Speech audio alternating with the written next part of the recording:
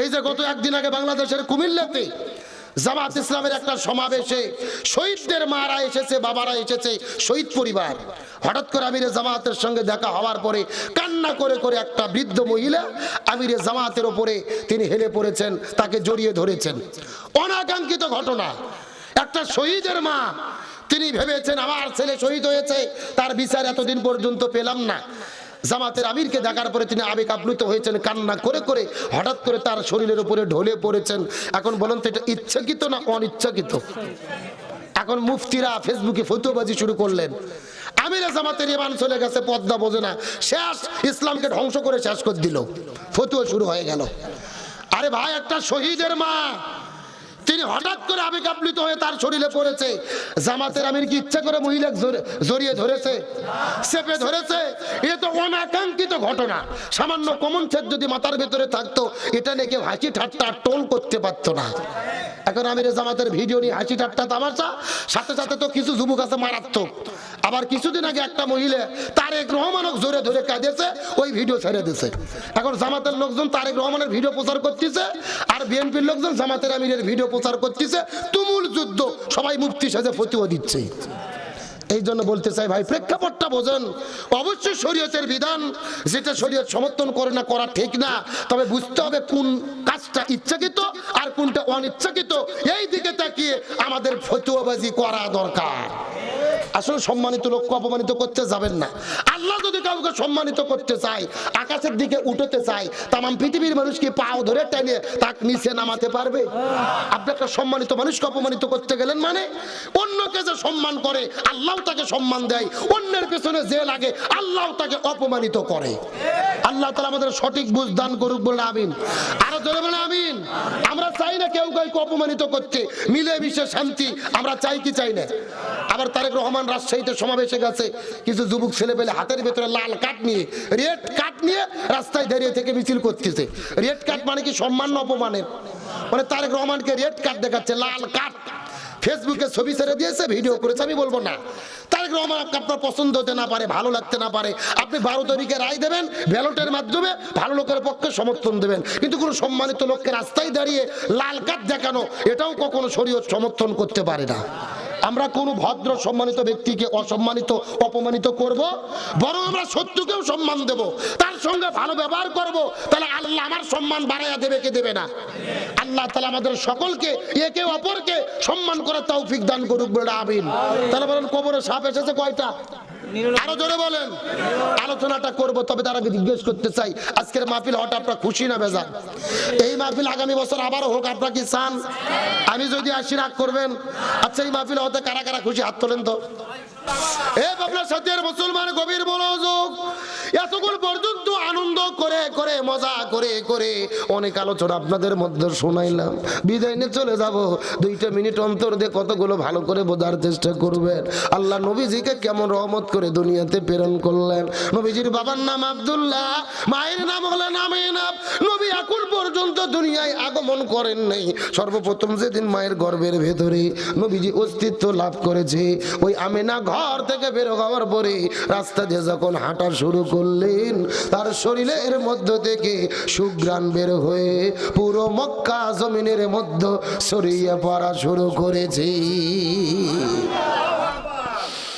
এই দৃশ্য দেখার পরে মক্কার মানুষেরা মিছিল করা শুরু করে দিলেন। মানি না, মানবো না, মানতে পারি না, কখনোই মানা যায় না। মক্কা শহরের রীতি এবং নীতি হলো, এই জমিনের ভেতরে যেই মহিলাটার স্বামী মারা যাবে, ওই মহিলা শরীরের মধ্যে সুঘ্রাণ ব্যবহার করতে পারবে না। কিন্তু আমিনার স্বামী আব্দুল্লাহ এই দুনিয়া থেকে বিদায় নিয়ে চলে গেছে, অথচ শরীরের মধ্যে কেন সুঘ্রাণ ব্যবহার করলো? মানুষেরা মিছিল করতে করতে নবীজির দাদা আব্দুল মুত্তালিবের কাছে চলে গেল। যাওয়ার পরে ডাক দিয়ে বলে, নেতা, আপনি তো আমাদের সর্দার, আপনি তো আমাদের নেতা, আপনি তো রীতি এবং নীতি করে দিলেন, এই দুনিয়ার ভেতরে কোন মহিলার যদি স্বামী মারা যায়, ওই মহিলার শরীরের মধ্যে সুঘ্রাণ ব্যবহার করতে পারবে না।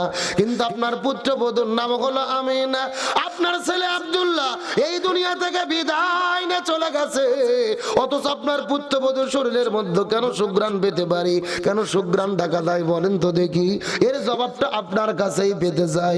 তার কারণ হলো আমিনার শরীরের ভেতরে আমরা যেই সুঘ্রাণ দেখেছি, পুরো মক্কা মদিনার সমস্ত দোকানের ভেতরে খোঁজ করার পরেও এত ভালো সুঘ্রাণ আমরা কোথাও খুঁজে পাই না।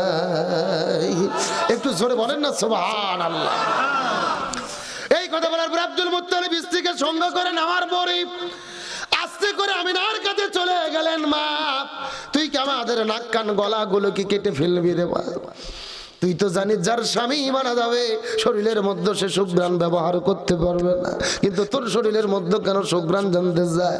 আমি না ডাকতে বলে, বাবা মিথ্যা কথা বলবো না, কসম করে বলি কয়েকদিন আগে আমার গর্ভের ভেতরে একটা সন্তানের অস্তিত্ব লাভ হয়ে গেছে, আর তারপরে থেকে আমার জীবনের মধ্যে এমন সব ঘটনা ঘটতেছে, এইরকম ভয়ঙ্কর আশ্চর্যজনক ঘটনা আমি দুনিয়ার মধ্যে কোনোদিন লক্ষ্য করে দেখি না।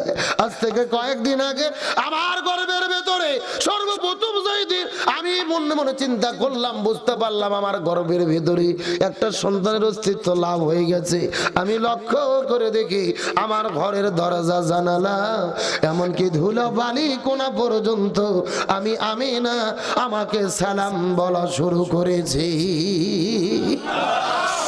এই জায়গার মধ্যে শেষ নয় বাবু, আমি লক্ষ্য করে দেখি আসমানের মধ্য থেকে 12 জন রাসূল এসেছেন আমাকে আহলান সাহলান জানিয়ে শুভেচ্ছা জানানোর জন্য। 12 জন রাসূল আমার কাছে এসে আমাকে শুভেচ্ছা জানায় চলে গেল। কিছুক্ষণ পরে লক্ষ্য করে দেখি ওই জান্নাতের মধ্য থেকে 3 জন মহিয়সী নারী জান্নাতের মালা নিয়ে আমার ঘরের মধ্যে প্রবেশ করেছে। 1 নম্বর হলো ইমরাতু ফিরাউন, ফিরাউনের স্ত্রী হযরতে আসিয়া আলাইহিস সালাম। 2 নম্বর হলেন উম্মে ঈসা, ঈসা আলাইহিস সালামের মা হযরতে মারিয়াম আলাইহিস সালাম। 3 নম্বর হলেন উক্তে মুসা, মুসা আলাইহিস সালামের বোন হযরতে কুলসুম আলাইহিস সালাম।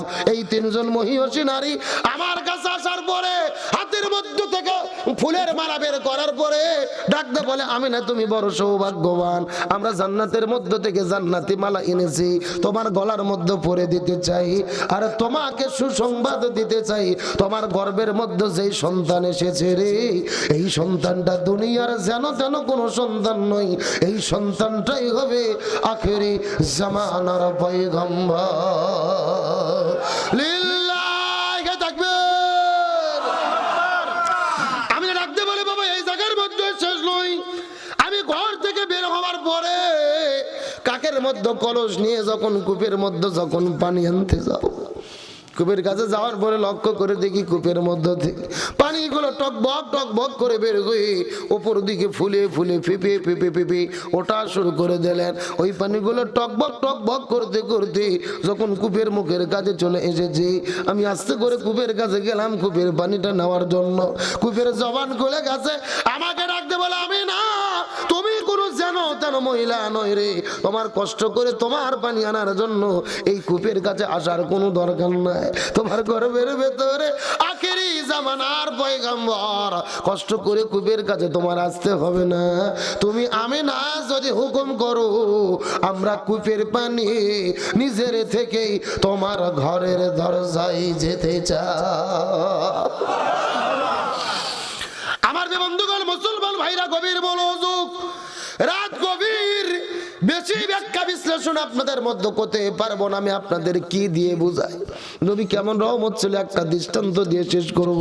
এই পৃথিবীর চিকিৎসা বিজ্ঞানীগুলো বলে এই দুনিয়ার ভেতরে সব চাইতে কষ্টের কাম হলো সন্তান গর্ভে ধারণ করে সন্তান প্রসব করা, আর চাইতে বড় কষ্টের কাম দুনিয়াতে একটাও হতে পারে না। সন্তান গর্ভে ধারণ করে ওই সন্তান প্রসবের কি যন্ত্রণা আপনি বলতে পারবেন না, আমিও বলতে পারবো না, আমার স্ত্রী বলতে পারবে, আমার মা বলতে পারবে, আপনার স্ত্রী বলতে পারবে, আপনার মা বলতে পারবে। ওই স্বামী স্ত্রী মেলামেশা করার পরে ওই স্বামীর ঔরস থেকে 1 ফোঁটা নাপাক পানি যখন মায়ের জরায়ুর মধ্য দিয়ে মায়ের গর্ভের মধ্যে চলে যায়, 1 ফোঁটা নাপাক পানি থেকে 40 দিন পরে সেটা রক্তে পরিণত হয়, আরো 40 দিন যায় সেখান থেকে গোস্তে পরিণত হয়, আরো 40 দিন যায় আল্লাহ তার মধ্যে হৃৎপিণ্ড ঢুকায়া দেয়, হাত হয়, পা হয়, জিহ্বা হয়, চোখ হয়, কান হয়, নাক হয়, গলা হয়, এইরকম চলতে চলতে ওই সন্তানটা মায়ের গর্ভে গর্ভের ভেতরে 6 মাস পার হয়ে যখন 7 মাস পর্যন্ত মায়ের গর্ভের মধ্যে বয়স হয়ে যায়, সন্তানের পা থাকে উপরের দিকে, মাথা থাকে নিচের দিকে। উপরের পা দুইটা মায়ের কলিজা বরাবর ঠেকে যায় আর মাথা থাকে নিচের দিকে। ওই সন্তান বারবার বারবার মায়ের কলিজার মধ্যে লাথি মারতে থাকে। আপনি আপনার মায়ের কলিজার মধ্যে লাথি মেরেছেন, আমি আমার মায়ের কলিজার মধ্যে লাথি মেরেছি। এই 7 মাস থেকে শুরু করে 9-10 মাস পর্যন্ত সন্তান জন্মগ্রহণ করার আগ পর্যন্ত এই সন্তান সব সময় মায়ের কলিজার মধ্যে লাথি মারতে থাকে। কত গর্ভবতী মা নীরবে নিবৃত্তিতে একা একা কান্না করে। আপনি কতদিন দেখেছেন গভীর রজনীতে ঘুম থেকে ওঠার পরে দেখেছেন আপনি রাতের বেলা ঘুম পাড়তেছেন, কিন্তু আপনার স্ত্রী কিন্তু বিছানার মধ্যে ঘুমায় না, বিছানার মধ্যে বসে বসে নীরবে নিবৃত্তিতে কেঁদে কেঁদে চোখের পানিতে শরীর ভাসায় দেয়। এইরকম চলতে থাকে। পৃথিবীর চিকিৎসা বিজ্ঞানীগণ বলে প্রত্যেকটা সন্তান মায়ের গর্ভের ভেতরে এই 3-4 মাসের ভেতরে 3000 বার থেকে 3500 বার পর্যন্ত মায়ের কলিজার মধ্যে লাথি মারতে থাকে। আপনি আপনার মায়ের কলিজায় 3500 বার লাথি মেরেছে, আমি আমার মায়ের কলিজার ভেতরে 3500 বার লাথি মেরেছি। কিন্তু পৃথিবীর চিকিৎসা বিজ্ঞানীগণ বলে, এই পৃথিবীর ডাক্তাররা গবেষণা করে বলে কোন সুস্থ মানুষকে বাইরে থেকে যদি কলিজার মধ্যে আঘাত করা হয় ওই মানুষটা দুনিয়ায় বেঁচে থাকার কথা নয়, এই দুনিয়া থেকে মৃত্যুবরণ করে বিদায় নিয়ে চলে যাওয়ার কথা। কিন্তু ডাক্তারেরা বলে